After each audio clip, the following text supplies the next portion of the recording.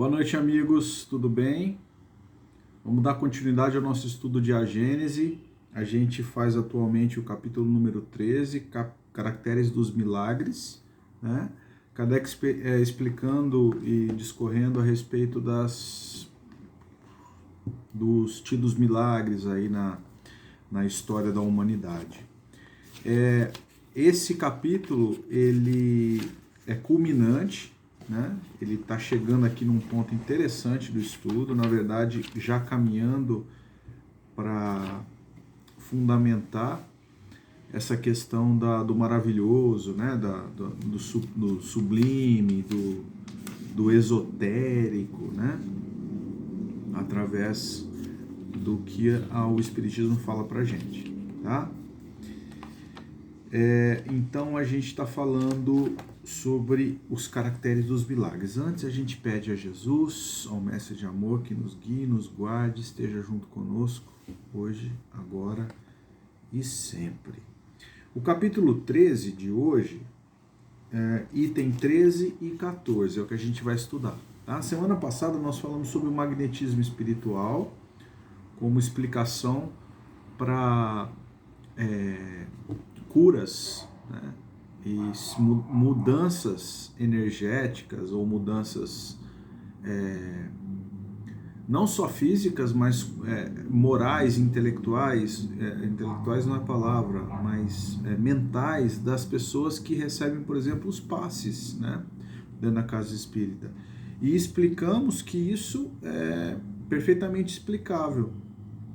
Explicamos que era explicável, né? Que era uma coisa que cabia dentro do que a gente aprende com doutrina espírita. Não é algo mirabolante, miraculoso, né? Não é um milagre, tá bom? É esse ponto que é fundamental que a gente tem que guardar. O milagre, quando a gente fala em milagre, normalmente a gente entende como algo que é muito difícil ser operado e ele é operado por uma pessoa santa. Né?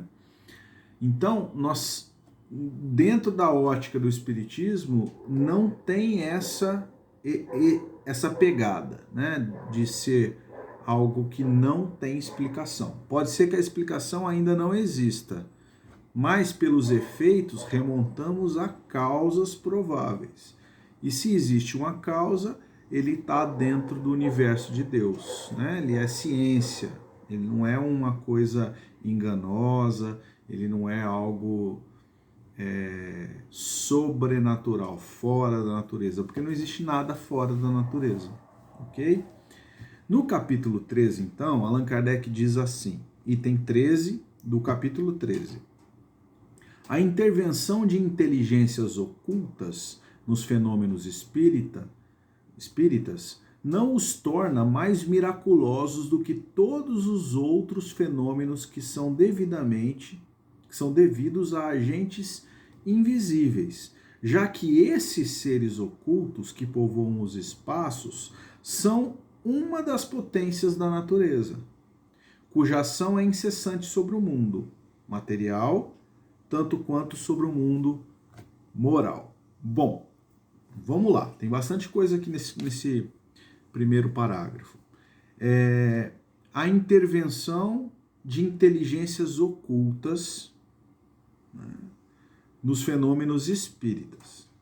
Kardec está fazendo a referência direta aos espíritos que vêm trazer comunicações através dos médiums. Nós todos somos médiums, né?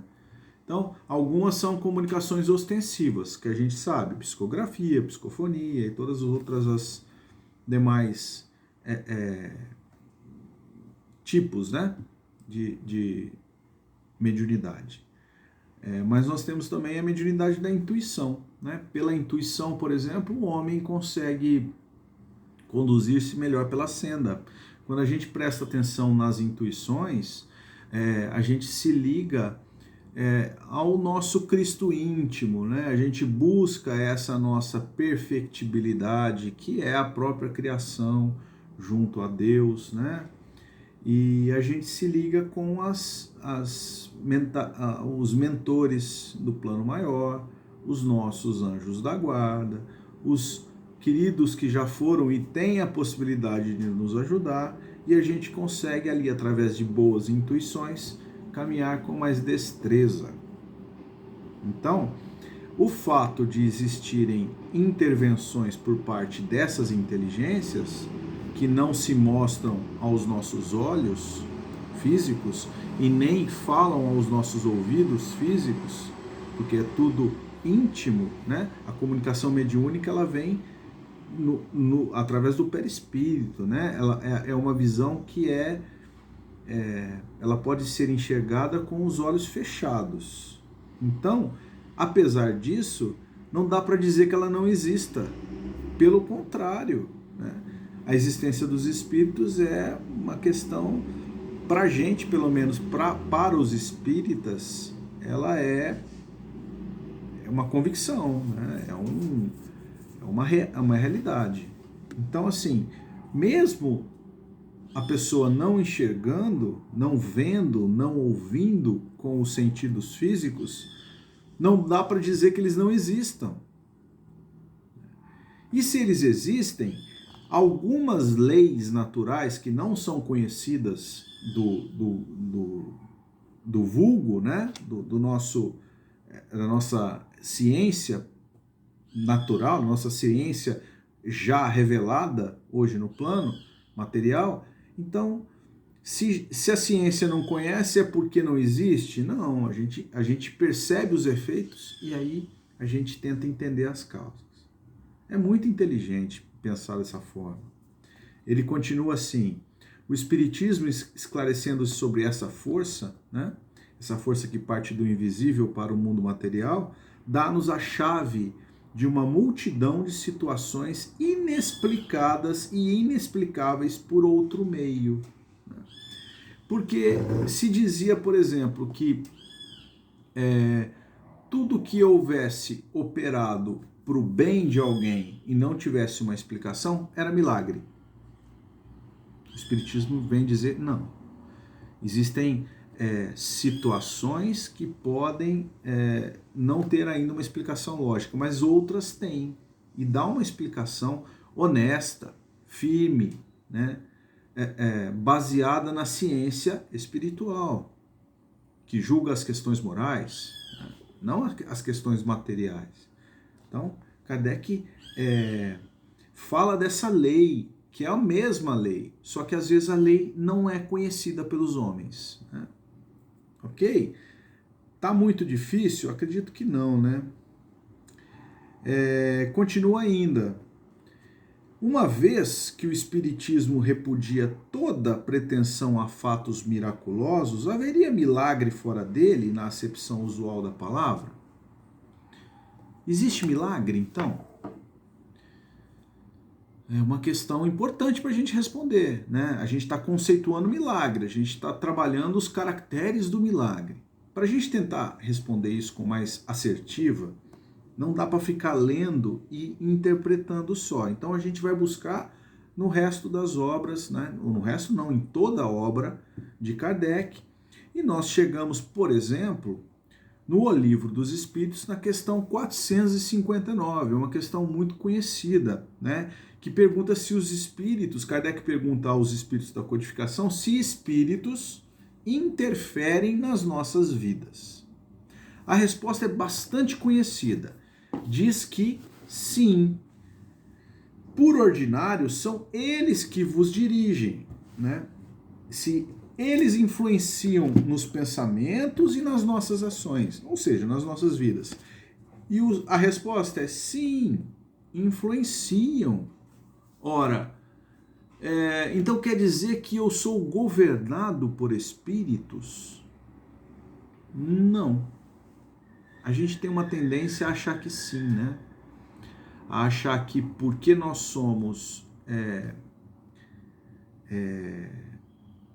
nós sofremos ações, né, que são estranhas a nós, né, estranhas no sentido de externas, né, que isso pode ser que me dirija. Não, é uma influência.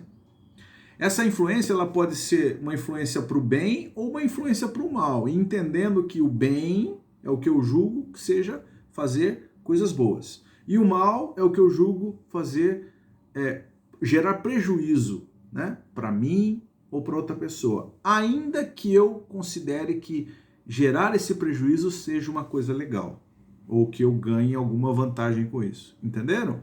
Então, mas qual que é o ponto fundamental que a gente queria trazer com essa questão? É que a influência pode existir. E ela existe. É o que os espíritos estão dizendo. Mas ela não é fundamental para que nós pratiquemos. Por isso que a responsabilidade, ela é relativa, mas ela existe.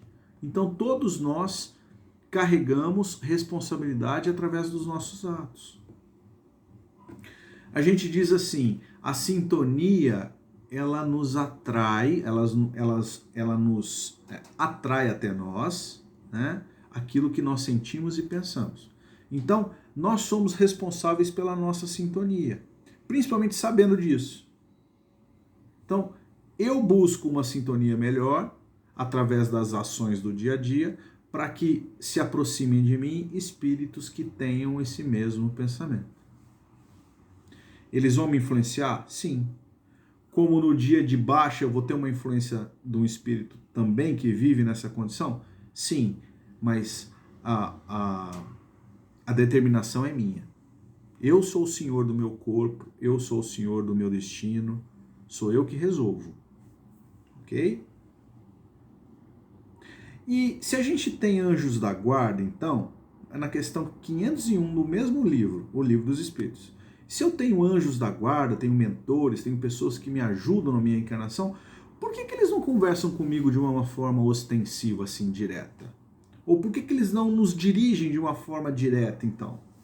Aonde estaria o nosso livre-arbítrio? Né?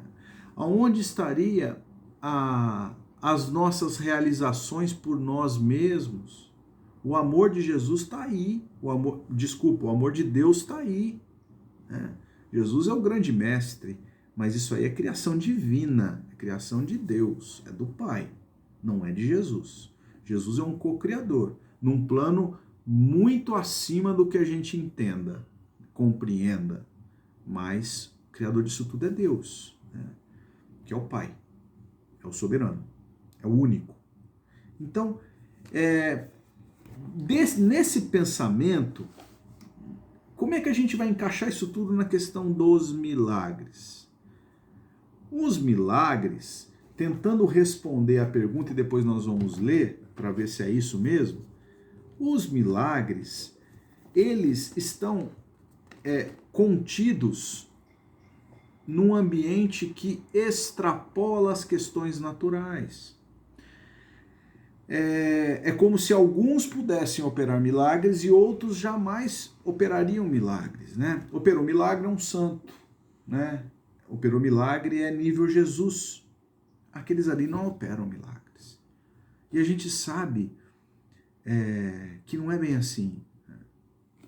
Que nós somos influenciados, influenciamos, nós temos capacidade de cocriar junto a Deus, que nós temos anjos, amigos espirituais que nos guiam, e nem por isso eu preciso de uma prova dessa existência.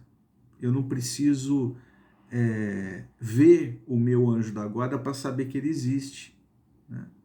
Pelo simples fato de conhecer os efeitos. Né? Conhecer os efeitos remontando as causas profundas. Assim funcionam os tidos milagres. Quando se conhece somente o efeito e não busca-se a causa, a gente trata o milagre como sendo fora da natureza. Agora, entendendo que está tudo dentro da natureza, que todos podem operar, cada um dentro do seu padrão, nós passamos a remontar às causas. Remontando às causas, a gente entende que não existe nada sobrenatural, tá tudo apanhado nessa fazendona que Deus criou para nós todos. Né? Aí o pensamento fica mais científico, mais filosófico, no seu sentido que responda às perguntas que nós fazemos para nós mesmos, né? E religioso com essa ligação com Deus, né? Entendendo que Deus fez tudo para que nós caminhássemos, evoluíssemos e participássemos da criação junto a Ele, né? Ele é o máximo, é o tudo, é o todo. E nós aqui no nosso padrão. Ok? Vamos ler então como é que os espíritos aqui da codificação respondem, né? Através da mensagem de Kardec. Quando pergunta, uma vez que o Espiritismo repudia toda pretensão a fatos miraculosos, né? Haveria milagres fora dele, na acepção usual da palavra? Digamos primeiramente que entre os fatos considerados milagrosos que ocorreram antes do advento do Espiritismo, ou seja, o que aconteceu antes de 1857 e que ocorrem ainda em nossos dias, então antes e depois, né? A maior parte, se não todos, encontra explicação nas leis que ele veio revelar, que o Espiritismo veio nos trazer, porque são leis do plano espiritual, são leis do espírito, aquele que sobrevive à morte do corpo físico. Sendo assim, esses fatos se incluem, embora com outro nome, na ordem dos fenômenos espíritas, e como tal não tem nada de sobrenatural. Que fique bem entendido, Kardec está fazendo referência aos fatos autênticos, né? São aqueles que a gente precisa de dar nossa confirmação, né? Primeiro, a confirmação da razão e depois da coincidência dos ensinos trazidos do plano espiritual para o plano material por várias fontes, né? Ou seja, se chegasse aqui para mim, para o Daniel, uma mensagem completamente destoada, né, de outros médiuns que receberiam mensagens de outros centros espíritas no mundo inteiro, aqui chegasse uma única, exclusiva, né, completamente diferente do resto das mensagens que acontecem pelo mundo, pode desconfiar. Ali pode ser que existe uma obsessão profunda, né? Então tem que ter a congruência dos ensinos, tem que estar tudo parecido, tá? Então ele afasta a questão da charlatanice, né? Isso aí não, isso é uma outra situação, nós estamos falando de fenômenos autênticos. Esses são chamados de espíritas porque eles guardam relação com a explicação do que é no plano espiritual, né? Então, assim, nós começamos a conversa de hoje falando da intervenção das inteligências que são invisíveis aos nossos olhos. Invalidam esses fenômenos espíritas? Jamais, né? Jamais. Por quê? Porque nós temos espíritos, conforme a gente leu na questão 459, que governam e influenciam os nossos atos. Governam não, que influenciam os nossos atos e pensamentos. E nós temos espíritos bondosos que nos deixam trabalhar com essa influência, para que nós andemos à frente, né? E entendamos o que nós viemos fazer no mundo, tá bom? Nós viemos fazer no mundo o quê? Evoluir, educar-nos e ajudar. É isso. Certo? Então nós fizemos hoje capítulo 13, itens 13 e 14, tá? Falamos mais um pouquinho de milagres. A gente vai andando assim, pessoal, passo a passo, para não ficar muito pesado, tá? Fiquem com Deus, uma ótima semana para todo mundo. Beijos.